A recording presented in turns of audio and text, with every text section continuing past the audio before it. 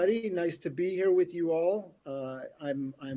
We're very grateful and happy to be here with both Rhino, bGrid, and the Smart Building Collective, talking about why do we need smart buildings. And this is part of the series on return on investment, brought to us by a number of incredible companies that are putting together the ROI think tank, which is looking at the latest insight, research, thoughts and ideas around return on investment of smart.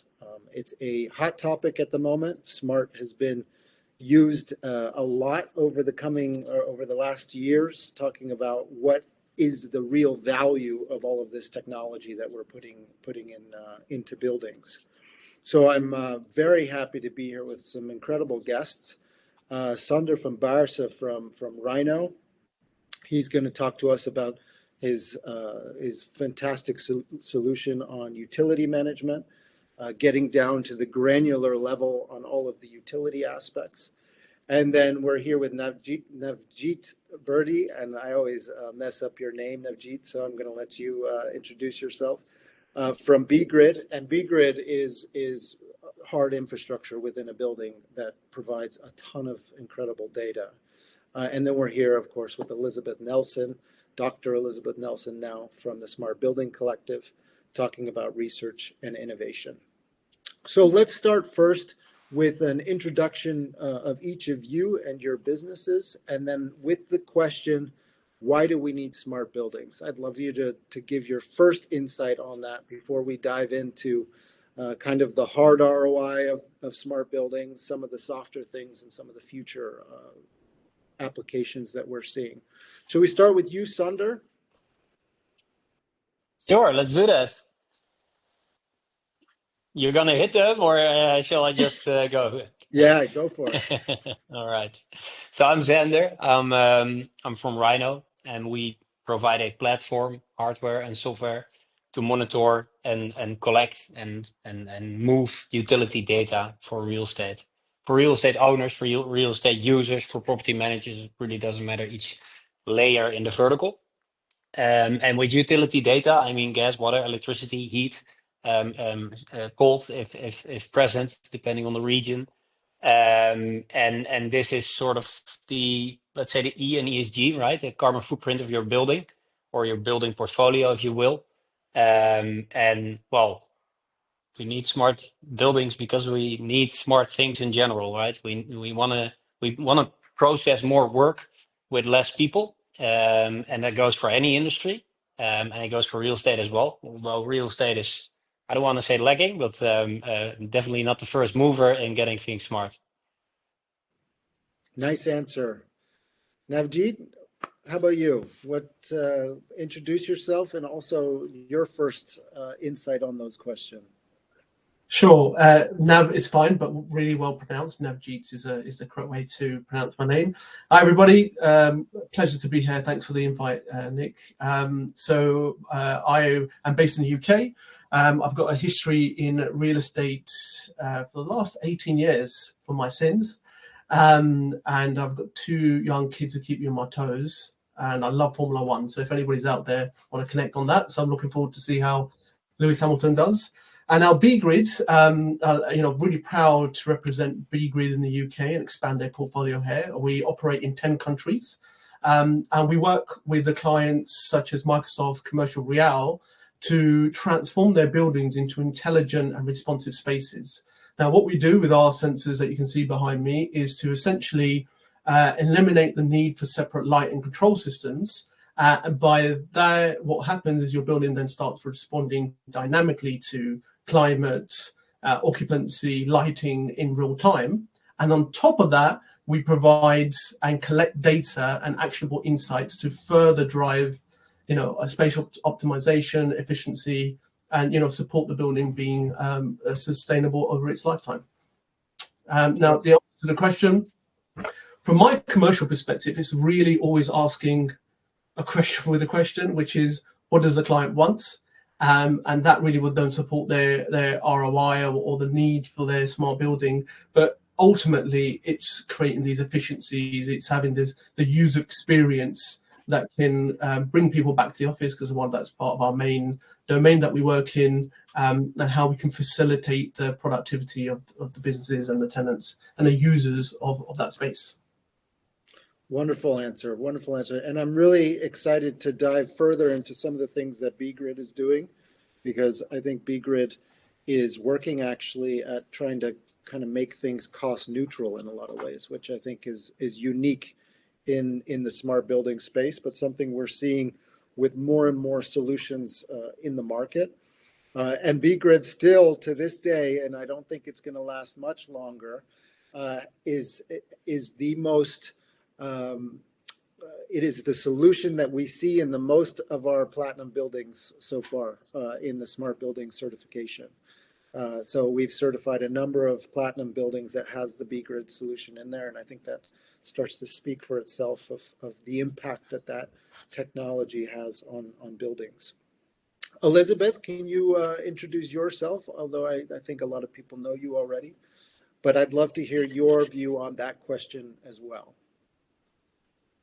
Yeah, great question. I love it when you have a hard-hitting question in the beginning. I think it gets things started. I'm Dr. Elizabeth Nelson. I'm the nutty professor at Smart Buildings. I also have the best job ever because I get to look at some of what's going on in our smart buildings. My expertise is in human performance. My PhD is in biomedical engineering. So I started off with smart buildings just for data collection and looking at how do we measure what we're doing and how do we improve and make a building better.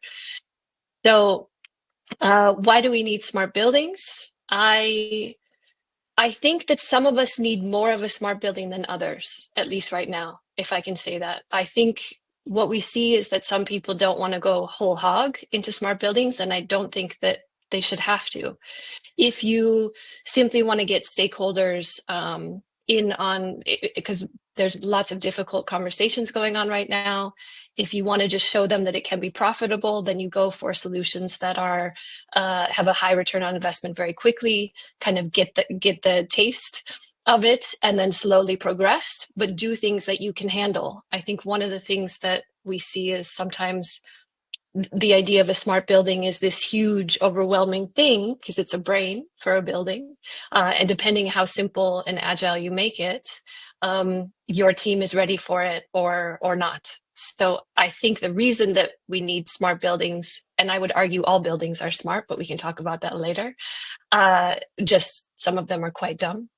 But I think the reason that we need smart buildings is because, at least from as a scientist, I can say that our buildings are pretty terrible for our health and for our performance and our interaction. And I think we can do so much better. So what I want to see is that we take steps to improve the different communities that we're in, the different buildings that we're in, because we can. Good answer. Good answer. So then let's, I think that that's a really interesting piece. And one of the things that's come out of this ROI think tank is something that we've talked about as there's basic math, right? Where you get these value cases, kind of simple applications of if I put this technology in for this reason, I can calculate my ROI quite clearly and easily. But then we also have this concept of comprehensive math, which is, if I take this one value case, how many more value cases can I put on top of that same technology and exponentially see a return on my investment, right? So where you have a sensor for occupancy management as an example, how many value cases can you throw on that? So Nav, I'd like to start with you. Where from a hardline principle, where are you all seeing the fastest kind of ROI and the ROI value cases that are proven, over and over again and the quickest? It's quite a long-winded answer to that, but in short, we speak to clients across, clients or stakeholders across the board, right? So from design, conception to installers, etc., who are actually delivering the buildings and then operational too. And really across the board, it's for us, from our perspective, is very much how we simplify and the simplification of things within the building. So that will translate to lots of other solutions, lots of other products, but it's about how, the hard line is essentially all about the capex and the money. There's projects that are being stalled simply because they don't have the funding, or things are too expensive, building costs, shortage of labor, etc., etc. It goes on. So really, what I'm seeing in the market for us is, right, how are we supporting the delivery of these solutions into buildings, making them easier, making them cost effective. But ultimately, it always just comes down to the kind of cost angle of it. How much does it cost to get in? Who can put it in?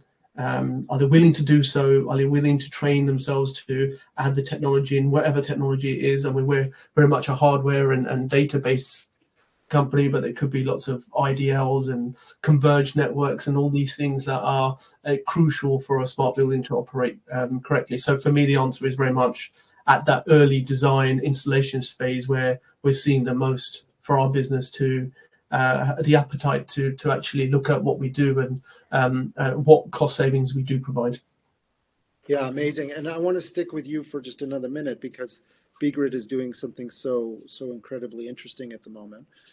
What we see in the smart building space is a very fragmented stakeholder map, right? You have developers who are often responsible for the capex of putting things into the building, and they don't necessarily know who's going to buy the building or who's going to be the tenant within the building or use it in the past. And I think that there's quite a lot of challenge in getting that design right, so that the occupier is able to use it in a meaningful way. How do you all at bGrid tackle that situation? Because you guys are part of the deep infrastructure within a building, and the people paying for that deep infrastructure are not necessarily the ones who are going to benefit from occupancy data and air quality data and these types of things. So can you say a little bit about how bGrid approaches that and how you help people kind of realize the return on those investments at the different level of the development process? Yeah, another great question. So for us, it's very much about, as you said, supporting these stakeholders at various different times.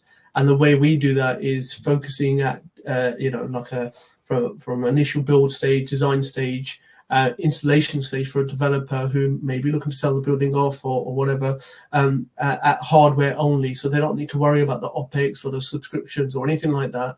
What we do is we focus on what we call smart building ready. So that's having the functionality of what I spoke about earlier with regards to eliminating the two separate systems, the fragmented control from the light and climate scenario, and providing that at like a CapEx smart building operational level.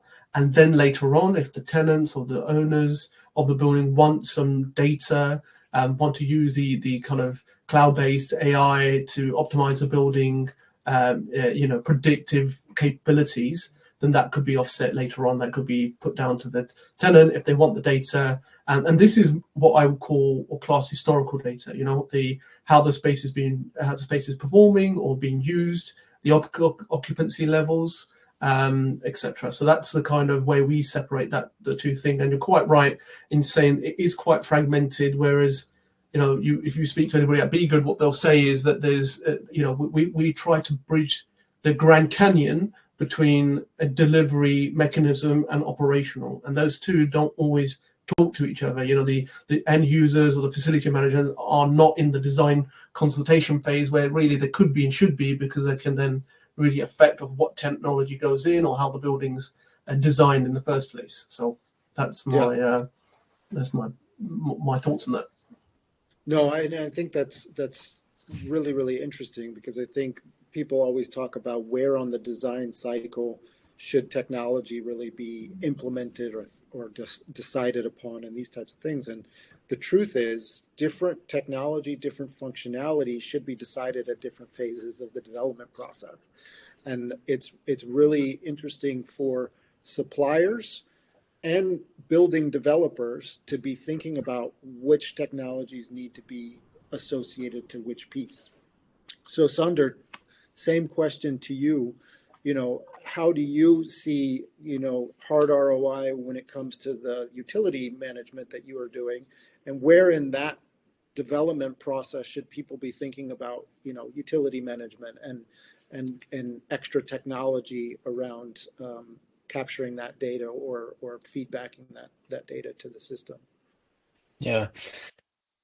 So there are a lot of different angles to this, to answering this question. But I guess the first step in hard ROI is managing consumption, right? In its most basic sense of how you can process this, because most buildings overconsume. That's basically it, right? Start monitoring and understand where your what your standby usage is in the first place. You would be surprised how much office buildings we see that are burning thousands of euros each weekend on heat, even though it's completely empty, right? And bGrid can help in validating that it's actually indeed empty. That's the first step, monitoring your standby usage. The next step is making sure that there's no leakage, right? Water leakage or gas leakage, but definitely electricity leakages as well. High consumers, they don't need to be on 24 hours in a day and 7 days in a week. And then your third one is having a livable place or workable place, referring also, Elizabeth, to your comment earlier. You want to make sure that that the temperature and that the air quality and everything is set on point, so the building can be used how it needs to be used.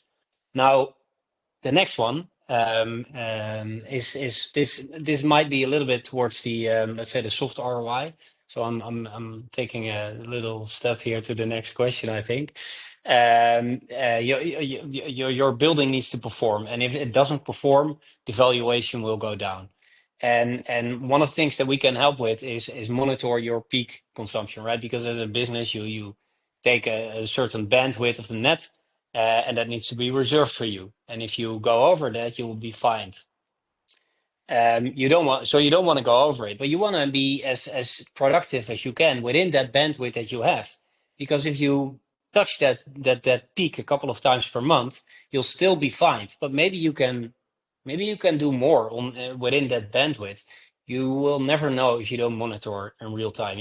There are a lot of office buildings that have empty places, empty spaces, right? The occupancy is not enough to make an ROI on the investment on the building. We're not even talking about your service charges or the electrical bill that you will get. You've got occupancy levels that can validate an ROI. But if you cannot put more businesses in this office building or a logistical warehouse, the valuation of a building goes down. And this is also stepping back to the first question. Why do we need smart buildings? Dumb buildings don't bring any data. And without any data, without any real-time data, you cannot make your decisions. You cannot make your investment decisions, let alone all of the, let's say, S-related decisions that you need to make. Yeah, That's a long answer. And I think a lot of terminology there as well. Sorry. Yeah, no, and we'll be hitting on the ESG aspects and the reporting aspects. We even have a full event on that coming up in the coming weeks. But it's having data allows you to do some of the things that weren't previously required and are required now. So by not having that data, you actually start to fall behind.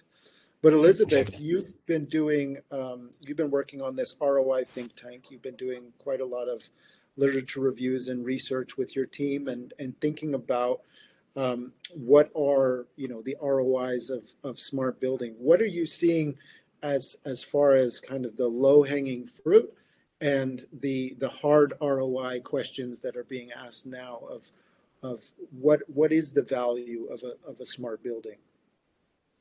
Sure. Yeah, and I think Xander was talking about some of the low-hanging fruit, getting rid of waste, not spending the money that you don't need to. This can also be beyond utilities to, a roof is most likely to leak in the first 5 years, right?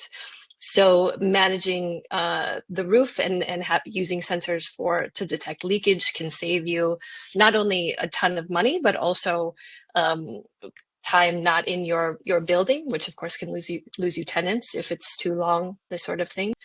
The low-hanging fruit is really unexpected expenses or just expenses that you don't need to be spending in the first place. And that's the easiest. And then utilizing the space that you have, like Xander said, some space, we know that occupancy levels are very low in workspaces right now, especially when you don't have return to office mandates.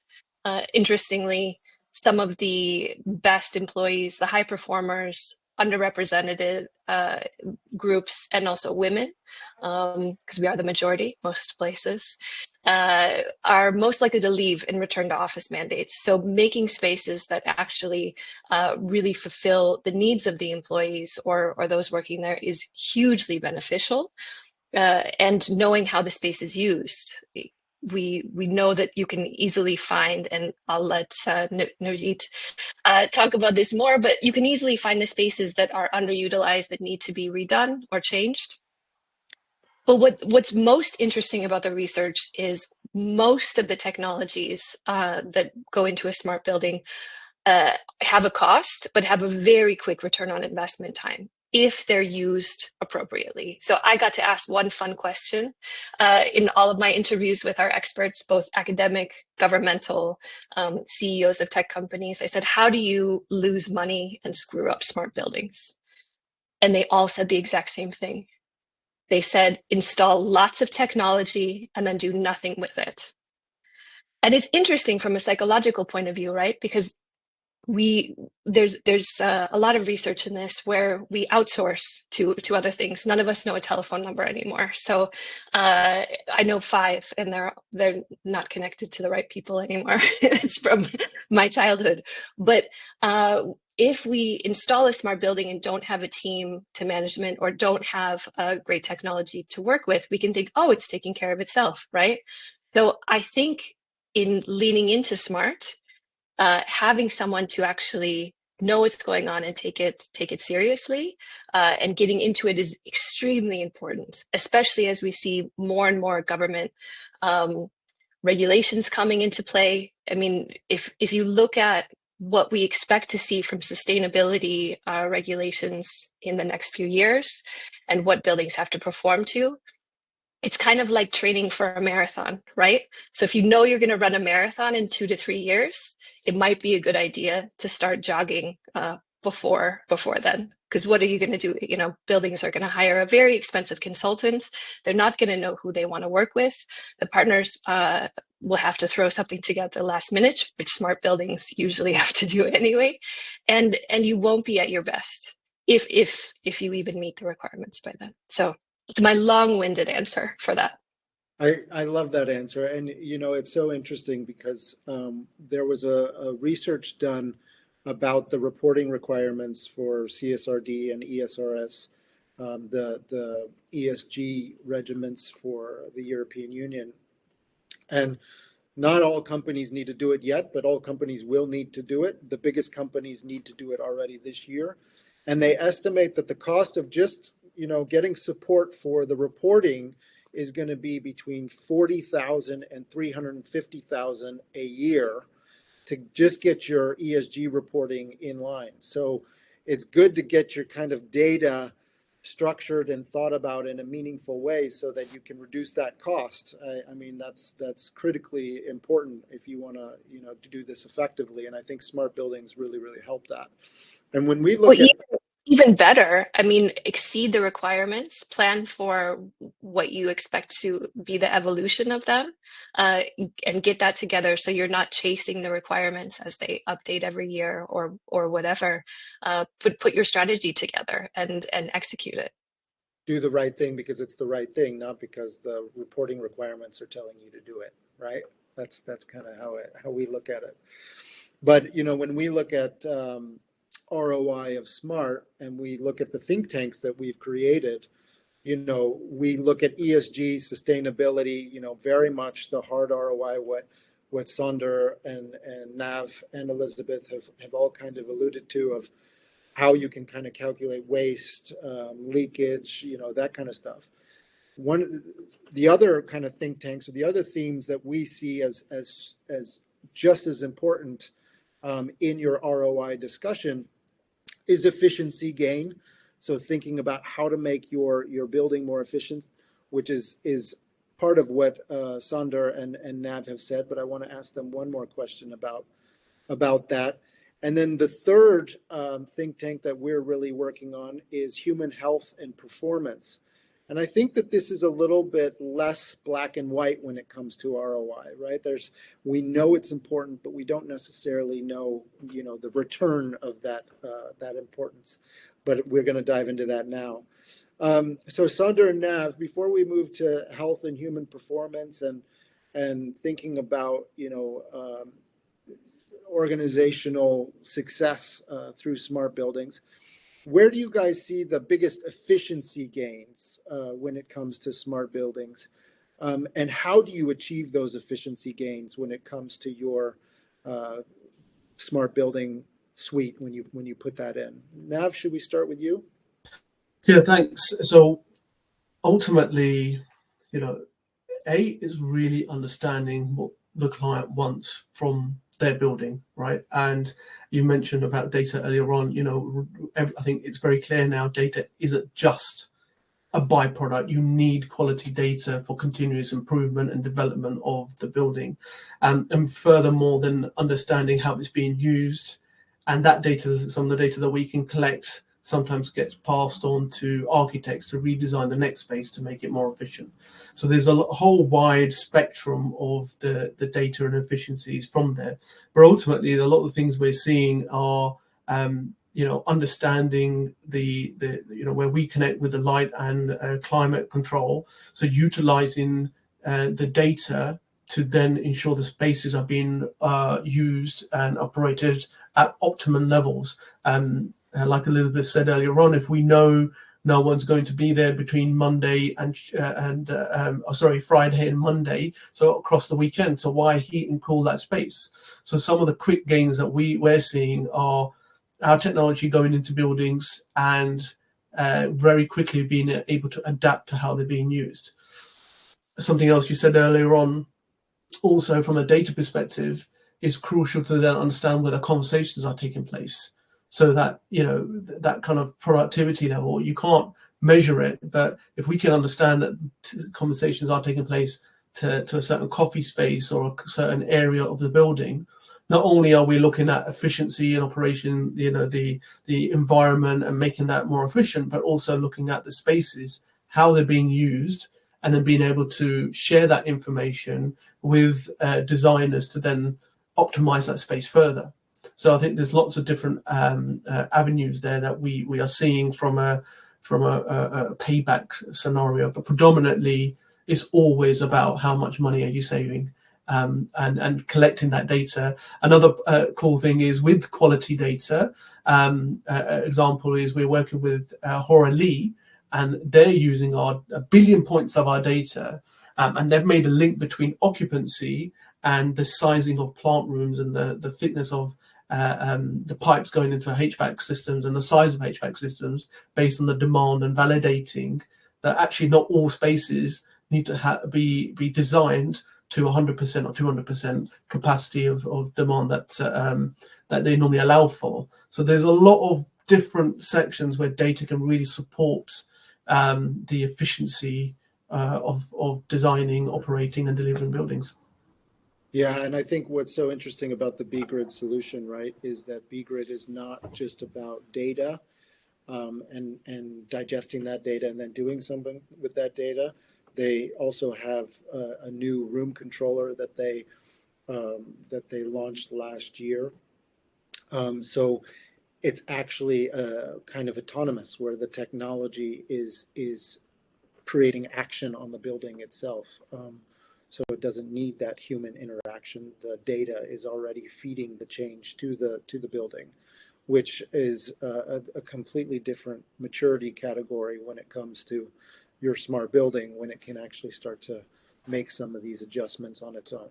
Yeah, there's one thing having actionable insights, and then there's another part of what we call automated actions based on what we're seeing happening in the building. Yeah, exactly.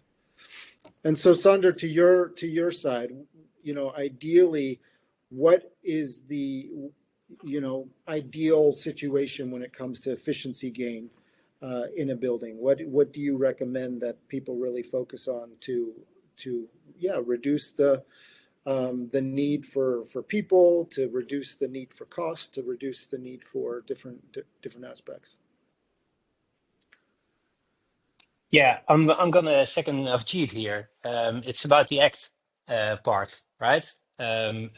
Slightly different terminology, but it's the same thing. A lot of a lot of solutions talk about the collecting of data, and then the next step is analyzing the data, and that's where smart is now, approximately the industry smart.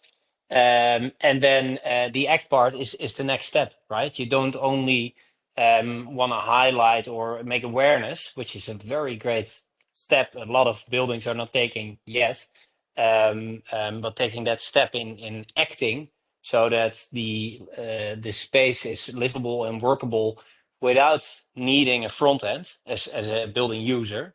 That's where it gets real, I think. Yeah.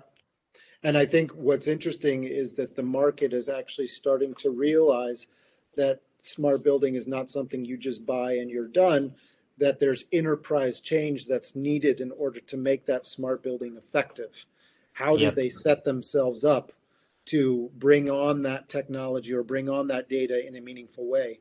And that's a new realization. So I think we're coming into a more mature industry when we talk about smart buildings, that people are realizing, okay, this is not something that I can just buy and I'm done. I actually need to think a little bit more strategic of how I can use this in a meaningful way, thinking about efficiency gain, thinking about those hard ROIs, but also now a little bit more of those soft ROIs, which I'm excited to talk about.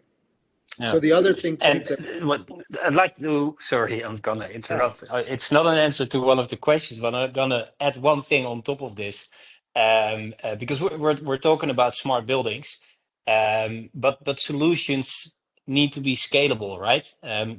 The next step after this is not a smart, it's a smart portfolio, because all the type of, let's say, stakeholders this group are talking about are not your one building owners, right? These are institutional investors, or at least landlords that cross borders. Having a solution that works on a building level is great, but having it scalable, so that you can still with less people cover more portfolio. That somewhere that's the link to the next step, because otherwise the ROI is not going to be there. You still need a lot of people for implementation and management and operation. yeah, Right. and scaling the technology is the easy part, right? The scaling the organizational or the enterprise part is the more challenging. You know, Yes, while we still being relevant on a building level. Yeah. exactly, we often say that the technology right now is not the challenge. The challenge is people. The challenge is how do we process that data and the usage of that technology to make meaningful change. But that's when we start to move into health and well-being and human performance. This is where we think of smart building having a huge impact on maybe a less tangible ROI. And Elizabeth, I want to start with you. Where is the ROI when it comes to health, human performance, and team dynamics, and company profits or company progress? Because I think the most interesting aspect about this is that buildings are meant for people, and that's the whole reason we're doing all of this stuff, right? So what are your initial thoughts, and what is the research showing us when it comes to ROI in that area? Yeah, there's some really interesting aspects of this.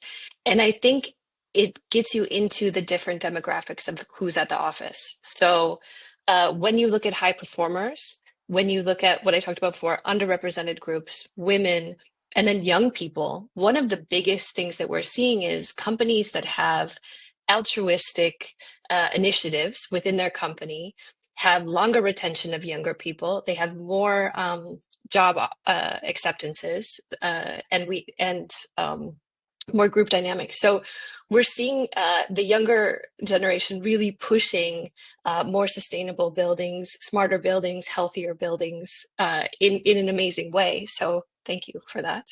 But I think when we look at this, what's really interesting is maybe the kind of the the divergence that we're seeing between companies that are or builders or whatever that are really leaning into this and saying we're going to like Xander talked about, right? The first building is the hardest. You get your smart solution, and then you go for your portfolio, and you learn a lot of lessons along the way. And hopefully you have some collaborative partners that also work really well with other technologies that can suggest things.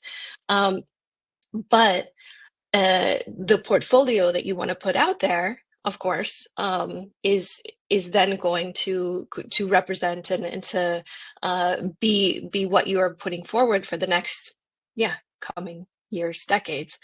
So we see some that are really leaning into this. They're creating new business models. They're creating luxury products basically and selling at a luxury price or renting at a luxury price, and also meeting the requirements that some of the bigger companies have made to be in sustainable buildings, healthy buildings, certified smart buildings, which is that. And then we have the other side of it, which was kind of the analogy I was talking about before, those waiting a little bit to see, and waiting for a marathon is maybe a bad analogy, but waiting to see what happens with smart, kind of deciding to put something together later and not testing out so much. So we've never seen a bigger divergence in smart and dumb buildings. And I said before, all buildings are smart. That was challenged to me by the CTO of the Danish securities government. And he said, if you have email, you have a smart building.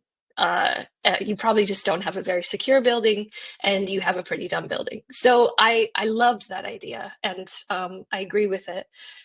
But so we've never seen as big of a divergence in dumb smart buildings and smart buildings. And we've also never seen as big of a divergence in those who are going full into this for sustainability reasons, health reasons, security reasons, etc. And those waiting to see what happens with government regulations, what happens with different aspects that they have to compete with. So we're kind of losing the middle in some ways. But that luxury product is, it can follow other business models that we've seen in the past, right? It's doing quite well. And the builders who are leading into it have something quite unique, I think. That was a lot to process. I think that was very well said. And ended with a dad joke. That would have been like the better, let everybody cool off from that. Xander, what are you seeing from 2024? The trends that you speak to a lot of people who are considering this or already on their journey, or indeed hesitating from a logistical view. But what are you seeing from 2024, and what are you predicting kind of to happen in 2025? Well, the first thing we already touched, that's the X part. So let's take that one and park it, and that's the first answer, I guess. Second thing that we see happening is where in the last, let's say, 10 years ago, our customers, they wanted building problems to be solved, right? They wanted to cut costs, they want to have insight, they want to be more efficient. And then in the last couple of years, we saw a very clear shift towards sustainability goals and regulations, where the investor needed its data only for compliance, right? And not thinking about ROI at all, because if it's a fair price to fix my my regulation problem, then we'll go ahead and that's fine. And now in the last couple of months, and we see that probably continuing for the couple coming years, at least months, probably years. Not only the landlords, they want their regulation problem still solved, but they want to find out how they can build their internal business case so that the the property manager and the user, the tenant in most cases, can have their own, let's say, ROI as well, right? So the return on investment for the landlord is they want to have their compliance solved one way or another. The property manager, they can steer their ticketing, they can steer their efficiency in managing their property, and then the tenant has his own things. In a lot of cases, that evolves around the S, right? Around having a livable space or whatever comes with that. So now just to reiterate, the landlord, they want to build the internal business case so that each stakeholder in their own vertical can do something with that data, whether they pay for it or not. And it really depends on the type of customer and the type of asset as well. But building that internal business case and making sure that each stakeholder can benefit from the data that's being generated anyways. Because and it's a good thing, because if they wouldn't be asking themselves this question, in a couple of years, there would be a lot of gateways, physical, present next to each other in the building, and that's definitely not efficient at all, right? No. Well, and what we love seeing, right, is that the entry point for smart building solutions or smart building technology into buildings can come from different perspectives, right? I think occupiers are asking more and more about technology now. They haven't in the past, but that's starting to kind of really pick up. Developers we know have been kind of experimenting it for a long time. But a good example is one of the universities that we certified up in Helsinki. The motivation for their smart building was from the student experience perspective. They were trying to use technology to educate the students, but also to give the students the healthiest environment and the best environment and the ability to book spaces and rooms and know where their lectures are and all that stuff. And now, after a couple of years of their smart building program, they're starting to look at how FM can benefit from that, or how their utility, manages it Beautiful. from it. And it's fascinating because it came in from the experience perspective, whereas you might have an investor who is bringing in the idea of a smart building from a efficiency and a money and a utility perspective. You might have an occupier who starts the conversation from a HR, a serendipity.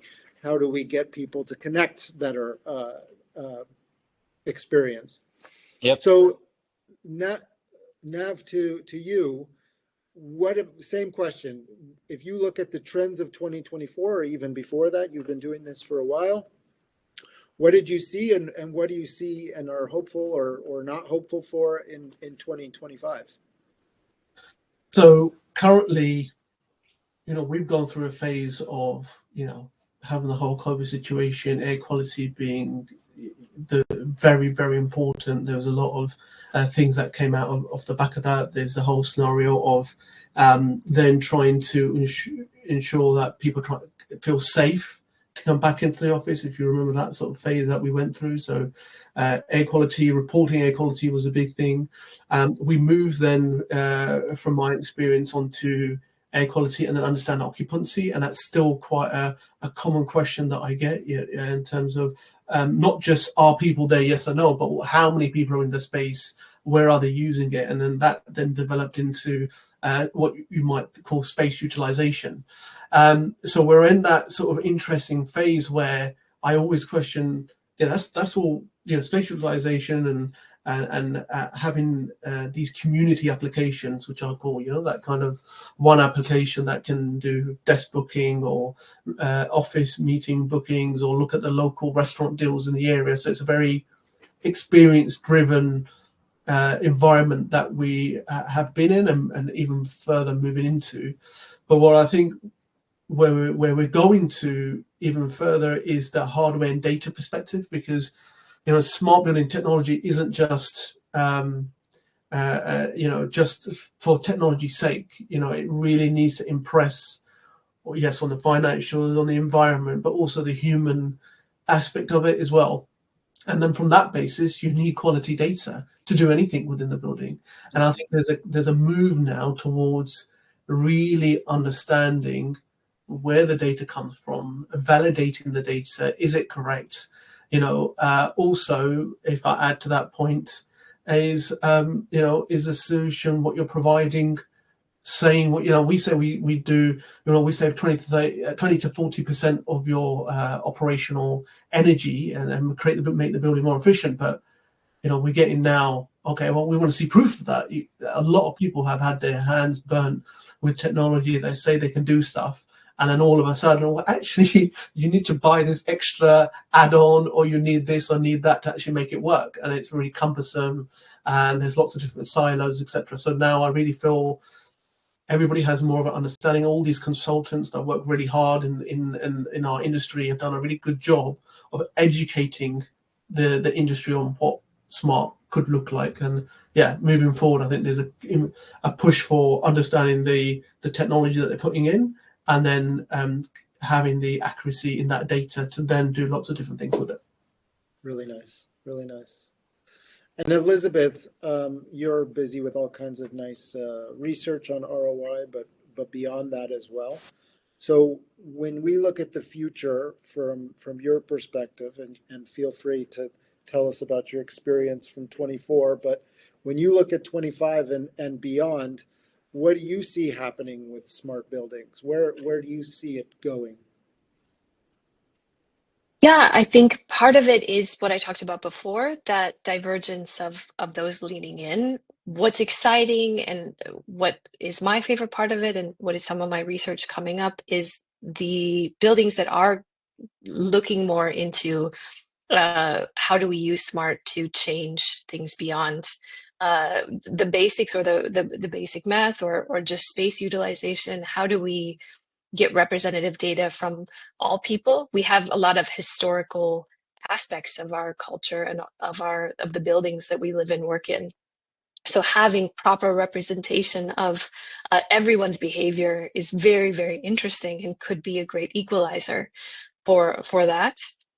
And then learning more about ourselves from the buildings that we live in. And my research has really built upon itself. And I think what's fantastic and what is so exciting is that we are all so different, and we're not supposed to be pushed through this cookie cutter. So studying people, studying behavior, changing the way that we live and work, we had the University of Delft professor, Michael Peters, talk about a surgeon in surgery. Wouldn't you want somebody who's cutting you open to have really good quality air, good quality light, be in a great room, great condition while he's or she is opening you up? But I think the more that we learn about what we can do, there's so much potential. And I'm a very impatient person, and I say that proudly. So I think what we can see is there will be more and more smart coming up, but some of the discoveries that we're going to be able to make, and some of the things that we're going to learn about ourselves, is going to be just fantastic. And it'll be a great way to appreciate each other, being very different, but to learn more about ourselves and others. Yeah, wonderful. And if you want to follow the research, make sure you keep following the Smart Building Collective, because that research will be released, and we'll be sharing a lot of really, really exciting stuff. But I'm also really excited about the emergence of AI with smart buildings. And I don't think smart buildings in their current state are ready for it at all. But I do think that we are all, as an industry, consciously thinking about the data and starting to structure it in ways that we will be able to use AI on that data and start to think about what a building is capable of doing. So Thank you guys so much. Thank you guys and girl so much for this incredibly interesting talk. Xander, just closing remarks from each of you. Xander, what would be your advice for a building, a developer or occupier to kind of get started with smart building? And then, yeah, feel free to let people know how to find you, find Rhino. And of course, they can always come through us and ask for us to interview or introduce you to Xander. But yeah, closing remarks from your side. Well, first of all, you can find us on rhino.energy. And start, just start. Take a first step. It really doesn't matter. I want to say start with utilities. That's what we do. And it's a very simple thing to start with as well, because each building is connected to the grid. And the data, well, it's already there. You just need to centralize it and then do something with it. Well, I guess that's it. But yeah, of course, that's in Dutch. You have the old commercial where they say, "Wij from WC Eend, we advise WC Eend." That's what I'm doing right now. But yeah, utilities. You're connected to the grid anyways. Yeah, nice. And Nav, from your side, how would you recommend to people interested in smart buildings to get started and just get going? I think there's lots of information out there on smart buildings and how to structure them. I think the RIBA did a really good job of putting a smart building overlay from the UK perspective. I think that's a good place to start because it shows you the stages that you can start looking at having these conversations, and predominantly slightly earlier than most people think. And also from a bGrid perspective, is very much about where is the data coming from. Everybody wants to collect data, but where is it coming from? How accurate is it? Can you validate that data? Because without the quality data, no one's going to really be able to do anything meaningful within the building. So I think that's a key starting point in terms of when do you start having these conversations? What do these conversations look like? And where is that data coming from? Wonderful. Elizabeth, you have a closing remark? Something to inspire the audience with a last thought? Oh, no pressure. No, I was also going to say we're running some workshops this year. So if you wanted to get started with Smart, it might be a great way to figure out what are the first steps for you, and then get us to introduce you to some technology partners or some solutions where we can look at how that would actually be applied to your building. Closing remarks. I almost want to go for a dad joke, but I think I should do something a little bit more profound. No, I think Smart is coming, and it can be as big as or as small as you want it to be. So look at what you think could make the biggest impact, and yeah, get started. Utilities is a great way. Lighting, space utilization, health is a great thing to lean into. But do it from kind of the ethics of your company. What are you wanting to focus on first, and what's important to you? Because I think the companies we see that are really connected with their smart initiatives, it's not about smart, it's about that they're a sustainable company, that they're a healthy company. And that's where you really see people succeeding, when it's a part of their own brand. And people are very attracted to that, I think. Yeah, part of their own DNA, their ethos. Yeah, to give you a little bit more context about the workshops that we're running, we feel for the buyers of smart buildings at the moment. It's a lot of the vendor presentations say a lot of the same things, and how do you drill down into what solutions actually do? And we have the solution certification program to hopefully siphon out some of the insights there. But we also now are looking at workshops to say, okay, before you talk about occupancy management, why not put a bunch of occupancy specialists around a table and first talk about what do I need to be thinking about when thinking about occupancy management? And we can do that for utilities, and we can do that for energy optimization, and you name it. The topics are there. We can put a lot of experts around the table, and then you can say, hey, I really liked what Nav said from bGrid. I'd like to continue that conversation. Or I really liked what Xander said. I'd like to continue that conversation. So that's really the idea there. And then we have these think tanks, the ROI of think tank, which this is a piece of. We have some incredible think tanks starting and running already. So if you want to get involved there, do not hesitate. And of course, we have our certifications, our building, our services certification, and our solution certification. So if you'd like to get involved, don't hesitate to get in touch and let us know. And I'd like to say thank you, Xander from Rhino, and Nav from bGrid, and Elizabeth from Smart Building Collective. I think this has been a really interesting conversation, and I'm excited to continue it as we move forward. Thank you all three as well. Thank you. Take care. Speak to you all soon.